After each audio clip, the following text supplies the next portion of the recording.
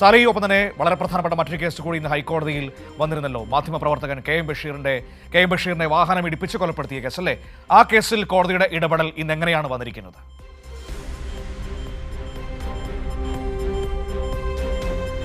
അതായത് ബഷീറിൻ്റെ ഭാര്യയാണ് ഇന്നലെ ഒരു ഹർജി സമർപ്പിച്ചത്. അതിൽ 2 പ്രയറാണ് ഉണ്ടായിരുന്നത്. ഒന്ന്, ഈ കോടതി മാറ്റാനുള്ള തിരുവനന്തപുരം സെഷൻസ് കോടതിയുടെ ഒരു തീരുമാനം ഉണ്ടായിരുന്നു. അതായത് ആദ്യം ഇത് തിരുവനന്തപുരം സെഷൻസ് കോടതി 1 ആണ് പരിഗണിച്ചിരുന്നത്.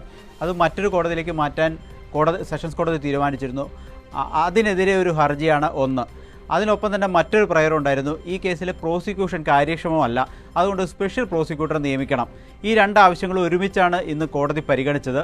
അതിനുശേഷം കോടതി ഇതിൽ എതിർകക്ഷികളായി ഉണ്ടായിരുന്ന സംസ്ഥാന സർക്കാരും ഈ കേസിലെ പ്രതിയായ IAS ഉദ്യോഗസ്ഥൻ ശ്രീറാം വെങ്കട്ടരാമനുമാണ്. 2 പേർക്കും കോടതി നോട്ടീസ് അയച്ചു. 2 പേരും വിശദീകരണം നൽകണം. ഈ ആവശ്യത്തിന്മേൽ 2 ആഴ്ചയ്ക്കകം കേസ് പരിഗണിക്കും. അതിനു മുമ്പ് സർക്കാരിൻ്റെ വിശദീകരണം വേണം എന്നാണ് കോടതി ഇപ്പോൾ നിർദ്ദേശിച്ചിരിക്കുന്നത്. ശരി.